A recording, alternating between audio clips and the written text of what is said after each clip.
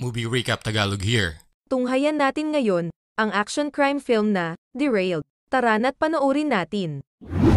Nagsimula ang pelikula sa mga kabataan na piniling takasan ang tahanan at manirahan ng malaya sa lansangan.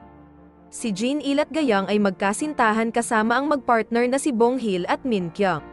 Upang makasurvive, madalas ay nagnanakaw sila at binibenta ito sa mga sindikato. Isang araw matapos nilang maghapunan, ninakaw nila ang isang motor at dinala sa hideout nila. Kinabukasan, ibebenta nila ito sa hindi nila kakilala upang makakuha ng sapat na halaga pang gastos nila. Sa kasamaang palad, nang dumating ang mga buyer, imbis na bayaran ang nakaw na motor, binugbog sila ng nagpanggap na buyer at tinakbo ang motor palayo. Di na sila nakahabol at nadismaya sa nangyari.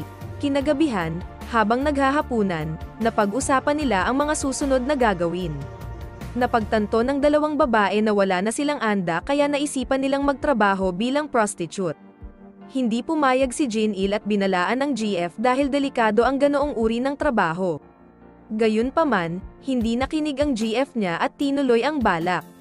Nang makalabas ang dalawang babae, pinagalitan ni Jin-il ang kaibigan dahil wala man lang siyang concern sa GF niya na gustong magpabayad sa mga lalaki. Ilang saglit pa ay nagyosi sila sa tapat ng kainan. Nang makatsyempo ay nag 1-2-3 sila sa kainan at mabilis na tumakbo papalayo. Ito ang madalas na ginagawa nila upang mabuhay sa marahas na mundo. Samantala, ang magkaibigang babae ay naghahantay ng customer sa magkabilang kalsada. Nang tawagan ni Bong-hil ang GF, hindi siya sinagot nito. Ilang saglit pa ay isang lalaki na nagngangalang Yung-suk ang nilapitan si Gayang upang yayain siya sa motel. Biglang nagdalawang isip ang dalaga, ngunit nang sabihin ni Yung-suk na marami siyang pera, agad na sumama ang dalaga sa parang tiyuhin na niya. Pagdating sa motel, inalok siya ni Yung-suk na magtrabaho sa karaoke bar bilang stay-in GRO.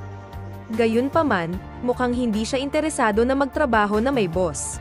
Samantala, nakita ng magkaibigan si Min-kyung at nalaman nila na sumama si Gayang sa isang customer.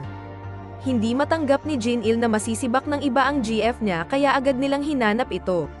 Matapos pasukin ang motel, natagpuan nila ang silid na kinaroroonan ng GF kasama si Yung-suk. Madali silang nakulatan ni Yung-suk, ngunit nang makatsyempo, nasakal ni Jin-il ang customer kaya natakasan nila ito. Nagawa din nilang makarnap ang sasakyan ni Yung-suk.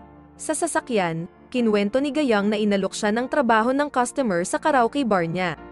Ngayong nakakarnap sila ng kotse, masaya silang magkakaroon ng malaking pera pang gastos kapag nabenta ito. Sa tabi ng kalsada habang gutom na ang lahat, sinubukan ni Jin-il na maghanap ng buyer ng